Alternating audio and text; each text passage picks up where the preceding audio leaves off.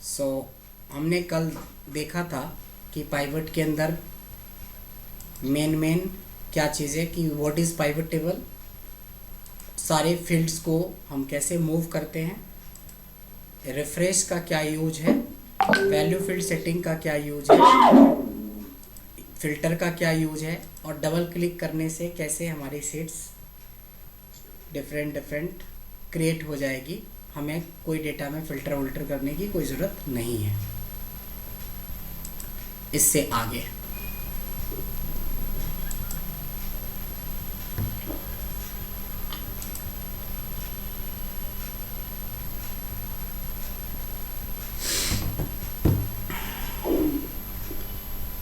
जो चीज़ें आज बताने वाले हैं ना, वो काफ़ी यूज़फुल है। इसको हम लोग बोलते हैं use of group and ungroup. Use of group and ungroup, ये आज का हम लोग का पहला है, बट ओवरऑल 7वां पॉइंट हम लोग कवर अप करने वाले हैं। सो बेसिकली ये सबसे अभी तक का सबसे इम्पॉर्टेंट पार्ट होगा। इसमें लिख भी रहा है थोड़ा सा कि by using this option we can create daily, weekly, monthly, quarterly, yearly, age group, price etcetera. बहुत सारे रिपोर्ट्स जो डेली बेसिस पे हम लोग बनाते हैं, वीकली, मंथली, क्वार्टरली, 10 डेज़ का, 15 डेज़ पे बनाना है, हर तरह का रिपोर्ट्स हम लोग जनरेट कर सकते हैं इसमें, जहाँ पे ग्रुपिंग का बात हो। एक बार फिर से देखते हैं। हमने पाइवट टेबल क्रिएट करना है, इंसर्ट में जाएंगे, पाइवट टेबल हमने क्रिएट करा। आज का पाइवट टेबल है, PT3 नाम दे देते हैं। सो बेसिकली इसमें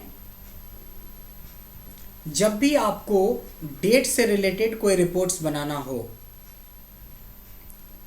तो ध्यान में रहे कि हमारे डेटा के अंदर डेट कॉलम होना चाहिए। संयोग से है, डेट ऑफ ज्वाइनिंग नाम का एक कॉलम है।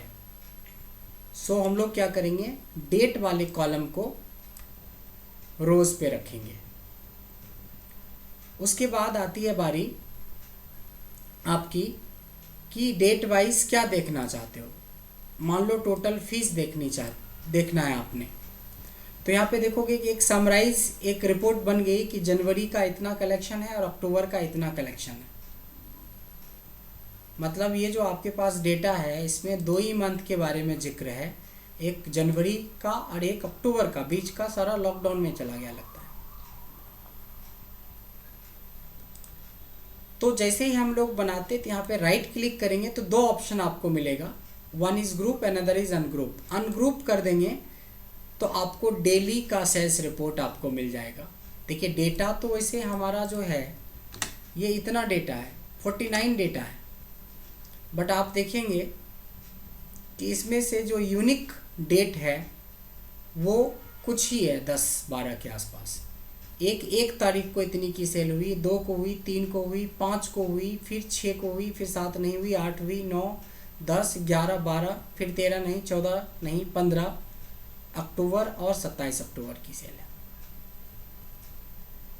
अब यहाँ पे अगर हम लोग एक काम करते हैं कि डेट भी हम लोग रैंड बिटवीन से क्रिएट कर लेते हैं।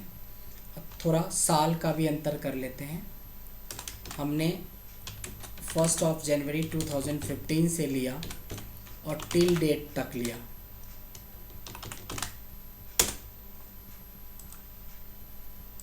रैंड बिटवीन से जैसे नंबर बनाते हैं वैसे हम लोग डेट भी बना सकते हैं। इसको मैंने फ्रेज कर दिया। देखिए डेट अब अलग अलग साल, अलग अलग महीने का बन गया है। पाइवट टेबल में जाके हमने क्या सीखा था, रिफ्रेश करते ही देखिए सारे डेट वाइज आप देखिए काफ़ी दिख रहा है बड़ा। इस पर ग्रुपिंग करने में आपको समझ में आएगा। राइट क्लिक करेंगे, उस समय अनग्रुप किया था, इस बार हम लोग ग्रुप कर रहे हैं। ग्रुप में सबसे पहला ग्रुप होता है मंथ का। देखिए मंथली रिपोर्ट बन के तैयार हो गया कि इसमें किस महीने में कितनी की सेल हुई है, एक रिपोर्ट आपके सामने है। सिंपल, राइट क्लिक करेंगे, ग्रुप में जाएंगे। अगर मंथली नहीं हमें ईयरली देखना है, ईयर क्लिक किया, ईयरली कि 2015 से लेके 20 के बीच में किस साल कितना सेल हुआ, आप यहाँ से रिपोर्ट देख सकते हैं। राइट क्लिक करेंगे, ग्रुप में जाएंगे। अगर हमें क्वार्टरली देखनी है तो क्वार्टर पे क्लिक करेंगे। ये क्वार्टरली किस क्वार्टर में।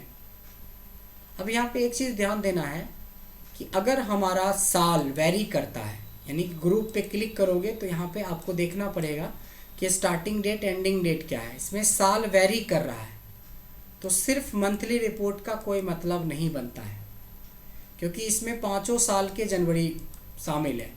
तो ऐसे केस में जब आप ग्रुप बनाएंगे तो आपको ग्रुप में क्या करना है, मंथ के अलावा आपको ईयर या हो सके तो क्वार्टर भी ले लो, सारा एक साथ दिखेगा, बहुत क्लियर दिखेगा। 2015 में हमारी फर्स्ट क्वार्टर में सिर्फ जनवरी और मार्च में सेल हुई है, फरवरी में नहीं हुई। जबकि क्वार्टर 2 में सिर्फ जून में सेल हुई है, क्वार्टर 3 में 2 मंथ, क्वार्टर 4 में 2 मंथ। इस तरीके से देख सकते हैं कि 16 के क्वार्टर 3 में तीनों महीने सेल है। इस तरह से आप देख सकते हो। तो देखा आपने कि कैसे हम लोग रिपोर्ट बना सकते हैं, मंथली, क्वार्टरली, ईयरली। अब इसमें एक होता है डेट ऑप्शन। डेट में जाके 7 कर देंगे तो इसका मतलब हुआ वीकली रिपोर्ट बन के तैयार हुआ कि 24/1/2015 से 30/1/2015 तक का ये सेल है। 21/3 से लेके 27/3 के बीच की ये सेल है। 20 से लेके 26 के बीच में ये सेल है। देखेंगे कि 2 इंटरवल है यहाँ पे, उस 2 इंटरवल के बीच की सेल्स के बारे में आप पूरी डिटेल निकाल सकते हो। तो जितने भी डेट वाइज रिपोर्ट्स बनती है, चाहे वो वीकली हो, सबसे पहली तो डेली होती है। डेली कैसे बन जाता है, जैसे अनग्रुप करते हैं। डेली के बाद होता है वीकली, उसके बाद होता है आपको मंथली, मंथली के बाद होता है क्वार्टरली, और क्वार्टरली के बाद होता है आपका ईयरली। ये सारे के सारे रिपोर्ट बनाना आपने सीख लिया। एक बार और पाइवट टेबल बनाते हैं और एक बार एक ग्रुप और हम आपको दिखाना चाहेंगे, इम्पॉर्टेंट है।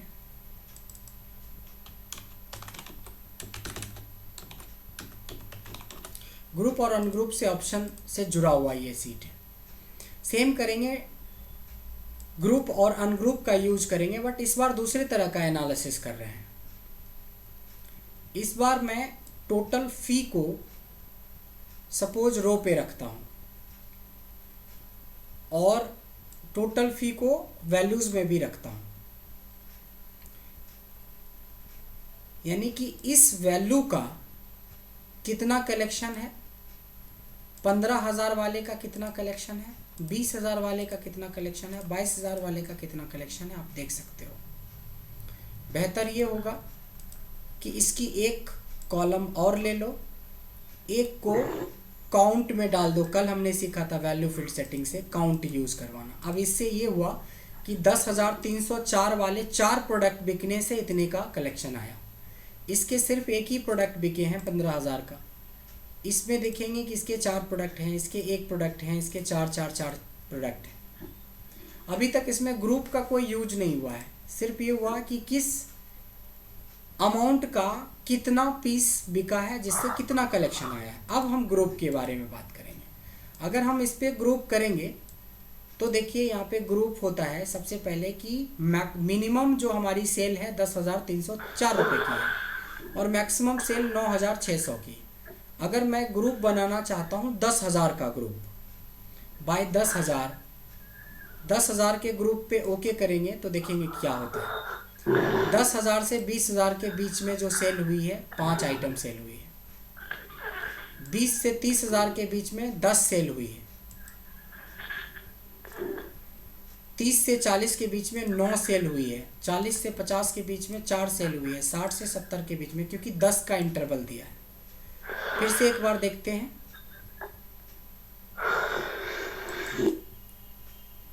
इसमें अगर मैं इंटरवल 20,000 का दे दूं, 20,000 के इंटरवल में देखिए आपके पास 5 कैटेगरी बची। 10,000 से 30,000 के बीच में 15 प्रोडक्ट, 30 से 50 के बीच में 13 प्रोडक्ट, 50 से 70 के बीच में 8 प्रोडक्ट, 70 से 90 4 और 90 से 1,10,000। हर एक में 20,000 का इंटरवल है।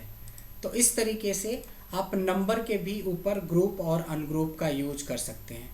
ये दोनों सीट काफ़ी इम्पॉर्टेंट है क्योंकि इससे रिलेटेड आपको कई सारी एनालिसिस या रिपोर्ट्स बनाने पड़ेंगे, daily, weekly, monthly, quarterly, yearly, total collection wise, age wise.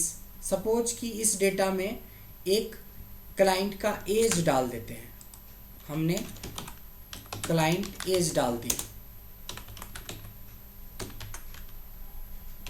1 से लेके 100 साल डाल देते हैं, कोई दिक्कत नहीं। क्योंकि इसमें डेट था डाला हुआ, डेट को कन्वर्ट कर दीजिए जनरल में, copy paste special as a value कर देते हैं।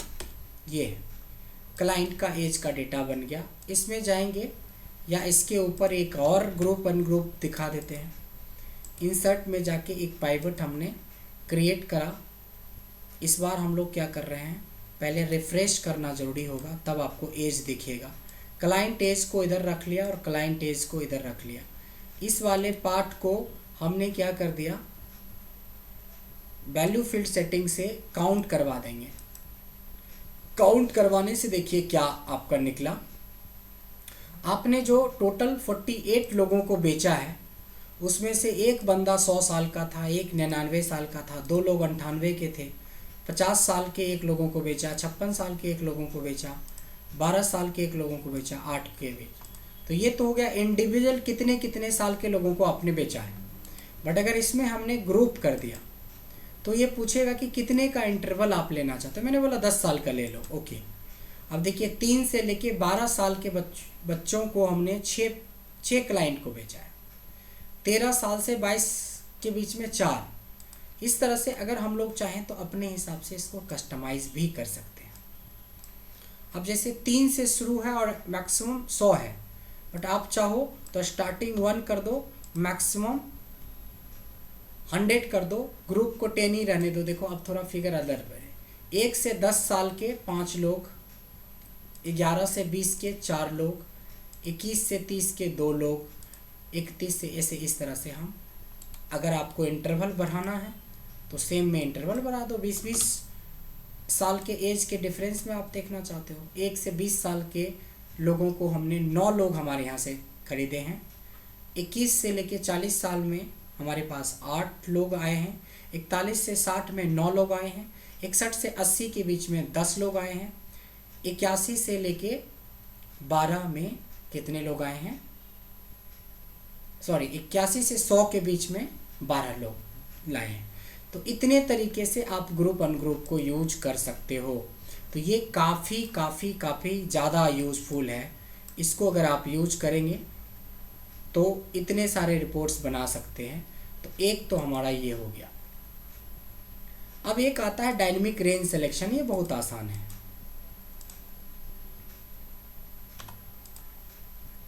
इसमें कुछ नहीं करना होता है। आप चाहते हो कि देखो आज हम लोग फिक्स डेटा पे काम कर रहे हैं कि मेरे पास 48 ही डेटा है। कल के डेट में आप चाहते हो कि डेटा अगर नीचे बढ़े, अब कल के डेट में हो सकता है ना कि ये एंट्री बढ़ेगी,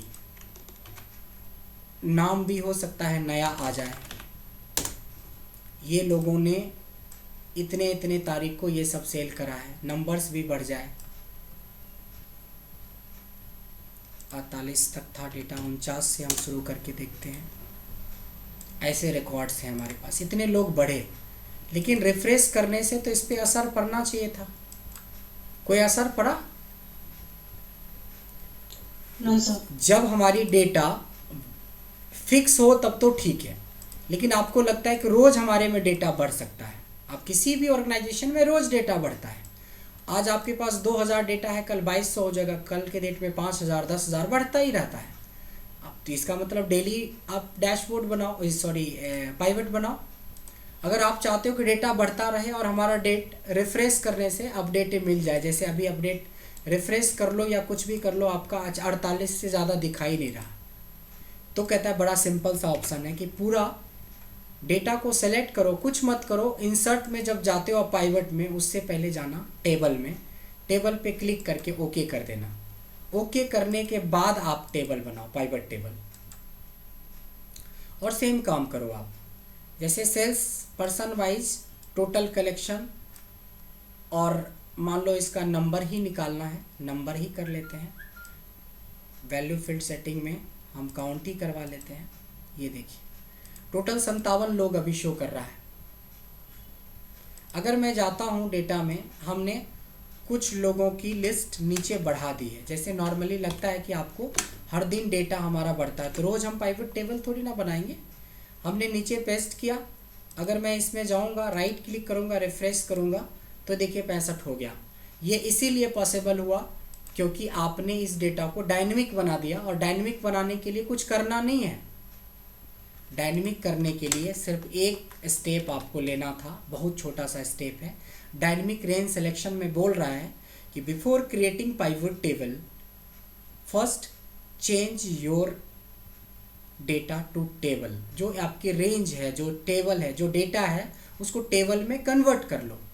और टेबल में कन्वर्ट करने का सिंपल ऑप्शन क्या था? डेटा सेलेक्ट कर लो पूरा, डायरेक्ट मत जाना पाइवट टेबल में, उससे पहले टेबल क्रिएट कर देना, उसके बाद पाइवट में जाना। That's it. इससे हमारा इतना सारा काम हो जाएगा, पूरा अपडेट होएगा अपने आप रिफ्रेश करने पे।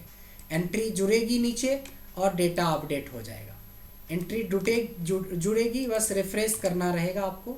यहाँ देखो रिफ्रेश करेंगे, फिर से 65 से 71 हो गया। तो इस तरीके से आप इस फंक्शन का यूज कर सकते हैं ग्रुप अनग्रुप के बनिस्पत। ये बहुत आसान है बट यूजफुल है।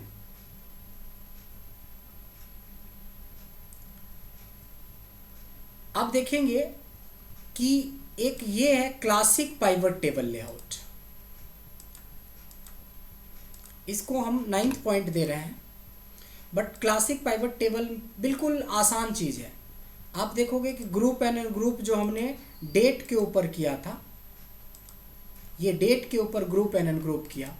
मान लो कि हमने ग्रुप करा है जिसमें हमने मंथ, क्वार्टर और ईयर किया है। थोड़ा ध्यान दीजिएगा, इस रिपोर्ट को बहुत ध्यान से देखिएगा कि 2015 के क्वार्टर 1 में कौन कौन से महीने में सेल हुआ है, क्वार्टर 2 में कौन कौन से महीने, जब क्वार्टर 4 कंप्लीट हुआ तो 2016 शुरू हो गया। काफ़ी अच्छा रिपोर्ट दिख रहा है आपको? Yes sir. लेकिन एक कमी है इस रिपोर्ट में कि देखिए ए ही कॉलम में साल भी दे रहा है, ए ही कॉलम में क्वार्टर भी दे रहा है और ए ही कॉलम में मंथ भी दे रहा है। कुछ ऐसा होता कि साल ए में रहता, बी में क्वार्टर रहता, सी में मंथ रहता और डी में जाके ये हमारी सेल्स रहता, तो काफ़ी लुक एंड फील इसकी काफ़ी अच्छी होती। रिपोर्ट तो ये भी बहुत अच्छा है बट लुक एंड फील नहीं है क्योंकि ये नॉर्मल पाइवट टेबल है। नॉर्मल पाइवट टेबल को क्लासिक पाइवट टेबल में बनाने का तरीका होता है right click, pivot table options, options के अंदर डिस्प्ले होता है और डिस्प्ले में कुछ नहीं होता। एक क्लासिक पाइवट टेबल लेआउट होता है जो बाय डिफ़ॉल्ट ऑफ होता है, इसको ऑन करके ओके कर देना है। जो मैंने बोला ये आपको दिख गया होगा और ये ज़्यादा क्लियर दिखेगा। 2015 इस कॉलम में है, क्वार्टर इस कॉलम में है। अब इसमें देखो कहीं कहीं पे इसका टोटल भी दे रहा है, तो इससे थोड़ा घिस घिस टाइप से लग रहा है। तो आप चाहो तो राइट क्लिक करके सब टोटल को ऑफ कर सकते हो। इसका सब टोटल तो सही लग रहा है कि 2015 का पहले इंडिविजुअल दिखाया, उसके बाद सब टोटल दिखा दिया, फिर 16 का इंडिविजुअल दिखाया हर एक क्वार्टर का रिपोर्ट, फिर उसका सब। अगर ये भी नहीं चाहिए तो इस वाले कॉलम में आके सब टोटल को ऑफ कर दो। देखिए आप सीधे 2015 का रिपोर्ट, फिर 2016 का, और क्लासिक मोड है, इसी को बोलते हैं क्लासिक पाइवट टेबल। आप ध्यान से देखेंगे इसके कमेंट पे कहता है कि राइट क्लिक करो पाइवट पे, पाइवट टेबल ऑप्शंस में जाओ, डिस्प्ले में जाओ, क्लासिक पाइवट टेबल लेआउट में आपको जाना है। क्लासिक पाइवट टेबल लेआउट में आपको जाना है और इससे क्या हो जाएगा, आपका क्लासिक में चेंज हो जाएगा, ऐसे दिखेगा। तो दिस इज़ वेरी इंपॉर्टेंट। इस मोड में अगर आप कोई भी चीज़ रखेंगे तो ज़्यादा क्लैरिटी आपको नज़र आएगा। अब क्लासिक के बाद होता है use of slicer, 10th point. Use of slicer ये भी बहुत आसान है कि मान लो कि कोई भी आप रिपोर्ट बना रहे हो, रिपोर्ट में जाने के बाद this is not exactly a part of pivot table, but ये पाइवट टेबल को सपोर्ट करने वाला पार्ट है। स्लाइसर दो जगह पे होता है, एक एनालाइज में जाओगे तो भी आपको स्लाइसर दिख जाएगा, इंसर्ट स्लाइसर, या इंसर्ट में डायरेक्ट जाओगे तो भी आपको स्लाइसर कहीं दिख जाएगा। ये रहा, ये स्लाइसर वही है जो आपकी हेडिंग में दिख रहा है। हेडिंग तो मान लो मैंने नेम ले लिया, लोकेशन ले लिया, कोर्स ले लिया, डेट भी ले लिया, ये चार, तो इस तरह से चार स्लाइसर आपको आ जाएगा। इसको लोग डैशबोर्ड बनाने में यूज़ करते हैं, बड़ा अच्छा इसका इम्पैक्ट दिखता है विजिबिलिटी पॉइंट ऑफ व्यू से। अगर आप चेक करोगे, इसका यूज करोगे, इस तरह से आप स्लाइसर ले लो ऐसे।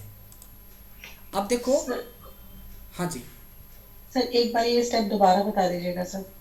हाँ, वैसे तो रिकॉर्ड हो ही रहा है, फिर भी बता देता हूँ। जी सर। रिकॉर्ड तो हो ही रहा है, तो फिर भी मैं बता देता हूँ। ये कुछ नहीं करा हमने। चार्ट जब आप नॉर्मल एक पाइवट बनाते हो, तो पाइवट बनाने के बाद आपको कर्सर बीच में नहीं, पाइवट के किसी एरिया में रखना है। और इंसर्ट में एक ऑप्शन होता है, दैट इज स्लाइसर, ये रहा, या इंसर्ट स्लाइसर कर लो इंसर्ट में जाके, तो ये वाला ऑप्शन दिखने लगेगा। या हो सकता है कि आपको इंसर्ट में ये ऑप्शन नहीं दे रहा है, तो एनालाइज में जाओगे तो यहाँ पे भी आपको इंसर्ट स्लाइसर का ऑप्शन आएगा। वो दोनों एक ही चीज़ है, वेदर आप एनालाइज के अंदर इंसर्ट करो या इंसर्ट टैब के अंदर से करो, जैसे मर्जी। इसमें कुछ ऑप्शंस हैं जो दिख रहा है वो सारा आपके हेडिंग्स है। इसमें से मैंने सारे नहीं, कुछ को मैंने क्लिक कर लिया। चाहो तो सारे कर लो, जितने करोगे उतने स्लाइसर बन जाएंगे। एक देखिए नेम का स्लाइसर बन गया, एक हमारा डेट ऑफ ज्वाइनिंग का स्लाइसर बन गया, एक लोकेशन का स्लाइसर बन गया, ये कोर्स का स्लाइसर बन गया। ये एक्चुअली हमारा पूरा रिमोट कंट्रोल है ये सब। अब जैसे आपको पता है कि टोटल 71 सेल हुए हैं, बट सिर्फ हमें ये पता करना है कि एक्सेल की कितनी सेल है। बस एक्सेल पे क्लिक करो, देखो डैशबोर्ड बन गया। एक्सेल क्लिक किया, एक्सेल में 11 एडमिशन है, मोजिन के 4, सफिक के 3, बाकी लोग के 1-1। एसक्यूएल की बात करें, एसक्यूएल के 8 कलेक्ट हैं और सारे आनंद का ही है। टैली का बात करें, टैली में टोटल 13 एडमिशन है, किसके कितने एडमिशन आप देख सकते हो अकाउंट्स में, इंग्लिश में। और अगर हमें फुल देखना है तो ये देखिए रेड जो क्रॉस है इसको क्लिक कर देंगे तो ऑल दिखने लगा। ये तो हो गया कोर्स वाइज। अब आपको सिटी वाइज देखना है, सिर्फ पटना का देखना है। देखिए पटना में 15 सेल है, दिल्ली में 7 सेल है, मुंबई में 4 सेल है, कोलकाता में 20 सेल है, चेन्नई में 6 सेल है, हैदराबाद में। फिर आपको पूरा देखना है, यहाँ से ऑन कर लो। अब आपको नेम वाइज देखना है कि भाई सफिक ने कितना किया। सफिक ने 4 किया है, कामयानी में 8 किया है, लाजवंती ने 4 किया है, बसंती ने ये किया है। आप यहाँ पे देख सकते हो, यहाँ पे डिटेल भी दिखता रहता है कि ये जो 4 सेल किया है वो 7 अगस्त को, 27 दिसंबर को, 2 मई को और कौन कौन से सिटी में किया है। और फिर यहाँ से ओके कर दो। उसी तरह से डेट वाइज कि 24 अक्टूबर की सेल क्या थी, 27 को से। ये पूरा डायनेमिक डैशबोर्ड टाइप से चलता है ये पूरा। इसलिए स्लाइसर सीखना इजी है, लेकिन इसका यूज आप बहुत अच्छे से कर सकते हैं। आपने देखा कि कितना डायनेमिक हो गया था ये रिपोर्ट इस स्लाइसर के यूज से। तो यही था हमारा यूज ऑफ स्लाइसर। काफ़ी इजी था, काफ़ी इजी था। वीडियो को 1-2 बार देखेंगे तो, और उसको देख के उसको अप्लाई करने की कोशिश करना है। तो मेरे को एक क्वेरी है सर इसमें। हाँ बताएं ना सर जैसे आपने स्लाइसर का आपने एक बनाया, आपने एक्सेल पे जब क्लिक किया तो उसमें सेल्स वालों के नाम आ रहे थे, बट डेट ऑफ ज्वाइनिंग उनमें उसकी ज्यादा आ रही थी। तो वो ऐसा क्यों सर, वो चेंजेस उस सेम डेट पे बहुत सारी ज्वाइनिंग हुई होगी ना। अच्छा, मान लो आपकी ज्वाइनिंग और मेरी ज्वाइनिंग एक ही दिन हुई है, तो डेट तो एक ही दिखाएगा लेकिन नाम में 2 दिखाएगा। क्योंकि नाम में कम दिखा रहा था, डेट्स ज्यादा दिखा रहा था। हाँ, मतलब यही वाइस वर्सा भी हो सकता है। It's all depend upon that कि हमारा डेटा कैसे मेंटेन है। ठीक है सर, ग्रेट। चलिए आज का टॉपिक का second last point, that is use of formula in pivot table. This is 11th point. इसके लिए भी हमें इसी में से कोई सीट्स ले लेंगे, हमारा काम चल जाएगा, अलग से बनाने की कोई ज़रूरत नहीं है। चलो बना ही लेते हैं। जितनी बार हम पाइवट टेबल बनाएं उतना हमारा अच्छा रहेगा। इंसर्ट पे जाके पाइवट क्लिक करके हमने पाइवट बना लिया और इसका नाम भी रख देते हैं यूज ऑफ फॉर्मूला। सपोज आपसे पूछा गया है कि हमें इस डेटा में सिटी वाइज, सिटी यानी लोकेशन वाइज टोटल सेल्स चाहिए, तो टोटल सेल्स ये निकल गया। लेकिन आपको निकालना है कि टोटल प्रॉफिट कितना है।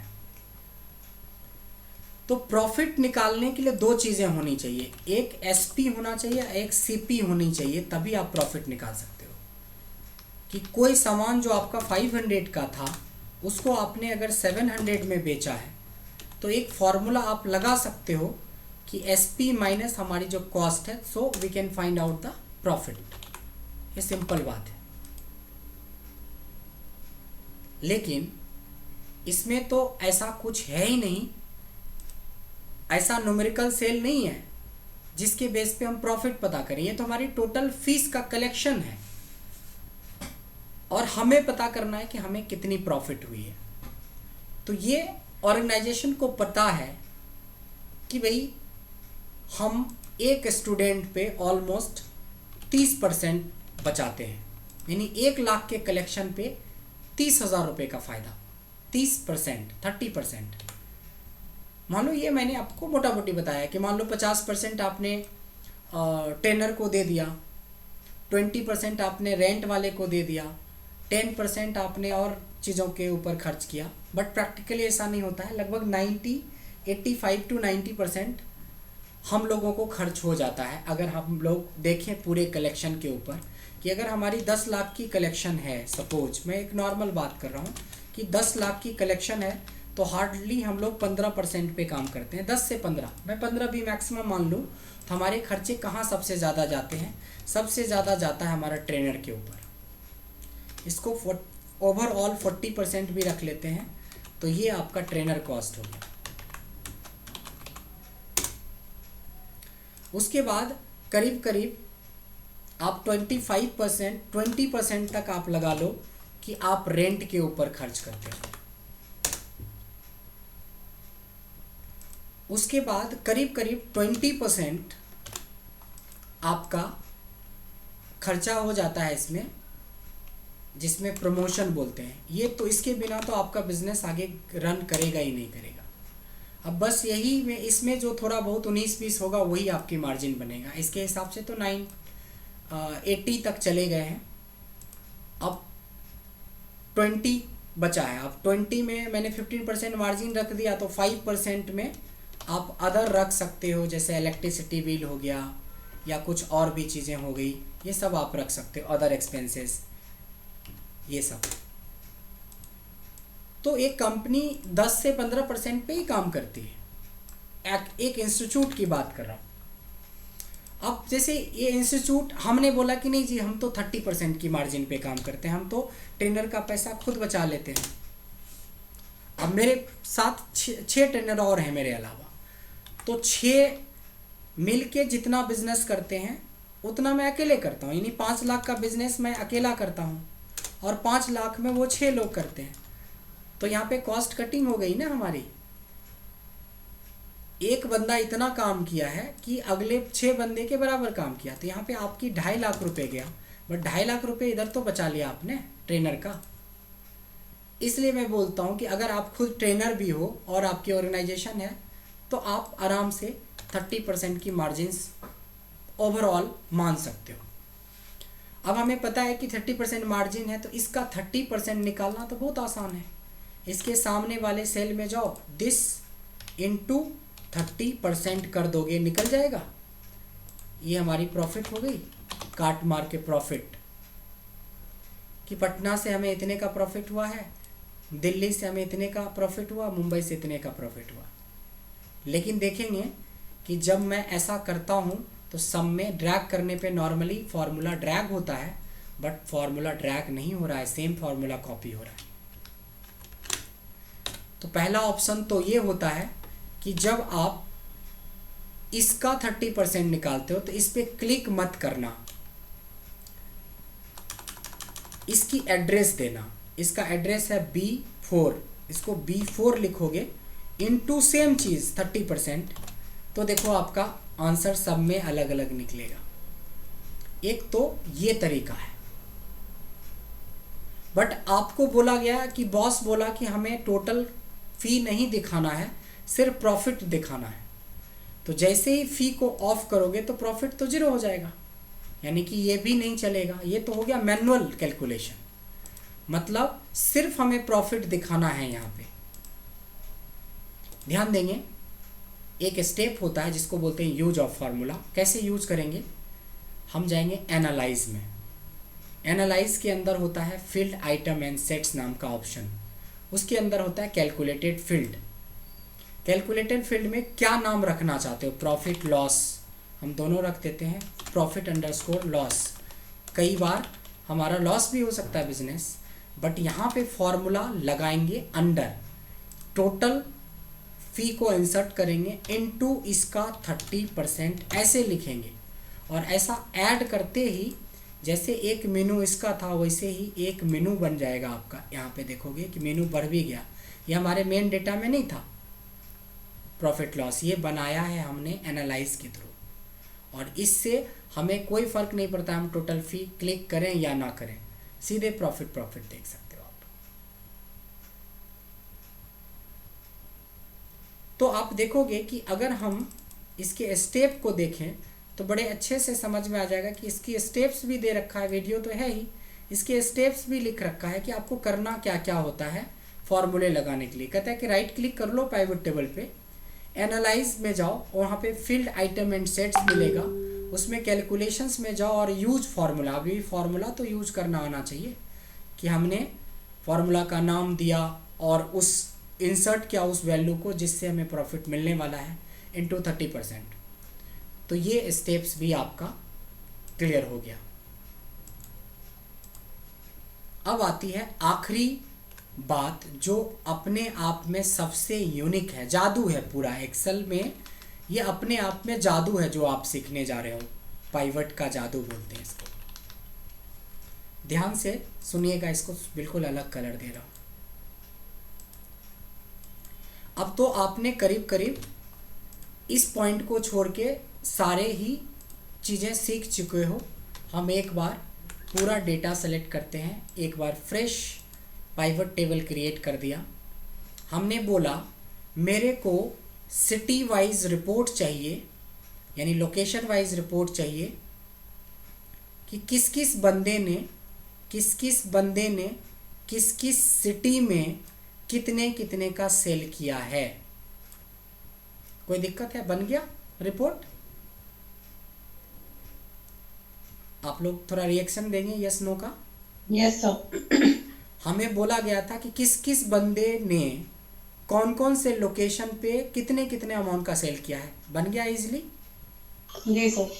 अच्छा, हमें ये बताया जाए कि किस लोकेशन में कौन कौन से बंदे ने सेल किया है, किस किस लोकेशन में। हमें इकट्ठा नहीं देखना है, यूज ऑफ फिल्टर याद कीजिए कि मेरे को एक एक सिटी वाइज चाहिए कि पटना में कितने कितने लोगों ने कितने कितने का सेल किया है। फिर मैंने बोला कि भाई दिल्ली में किन किन लोगों ने कितने कितने का सेल किया है। फिर मैंने बोला चेन्नई में कितने लोगों ने, कलकत्ता में कितने।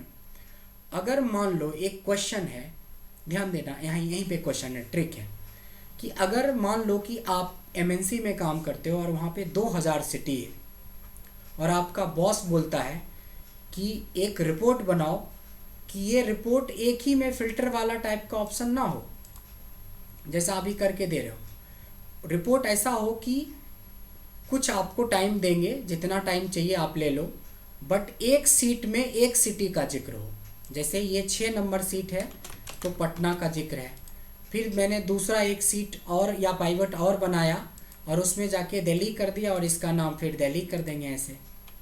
फिर दूसरा एक और लेंगे और लेंगे और लेंगे, यानी 2000 सिटी है तो आपको अलग अलग 2000 शीट चाहिए, या 20 सिटी है तो 20 सीट अलग अलग चाहिए। इसको हम लोग बोलते हैं seat wise report for different criteria. ध्यान देंगे, अब इसमें बोला है कि seat wise report for different field, हर एक फील्ड के लिए डिफरेंट, ये क्वेश्चन अगर बनाना हो तो ये बताइए कि अगर हमारे पास 10 ही सिटी है फ़िलहाल, 10-12 सिटी है, ये 15 के आसपास होगी, तो आप कितना टाइम लोगे? ये अलग अलग सीट चाहिए, एक दिल्ली का सीट चाहिए, फिर एक मुंबई का सीट चाहिए, एक आगरा का चाहिए, एक नोएडा का चाहिए, एक गाज़ियाबाद का चाहिए। How much time you will take अगर 20 ही सीट है मान लो तो? Sir 15 to 20 minutes. अगर 2000 सिटी होती एमएनसी में हम काम कर रहे होते तो 2000 मिनट, एटलीस्ट 2000 मिनट। जी सर। 1 मिनट तो लोगे ही लोगे सब चीज़ को सेट करने में, राइट रीनेम सर। करना है, फिल्टर करना है, सब चीज़ करना है। अगर कुछ ऐसा ऑप्शन हो कि 2010 सेकेंड में या 1-2 मिनट में सारे 2000 सीट बन जाए, ये पूरा जादू है, जादू। दिखाते हैं इसका जादू क्या है। आपको ऑल ही रखना है। देखें हमारे क्वेश्चन का जवाब ये ऑल है, ठीक है ना, ये ऑल था, ये ऑल है, ऑल है, यानी कि आपको कोई फिल्टर नहीं लगाना है। एनालाइज में जाएंगे, कहाँ जाएंगे? एनालाइज के सबसे लेफ्ट मोस्ट कॉलम में यहाँ पे देखेंगे ऑप्शंस होते हैं। ऑप्शन में भी 3 ऑप्शन होता है, एक ऑप्शंस के नाम से, एक शो रिपोर्ट फिल्टर और एक कुछ और।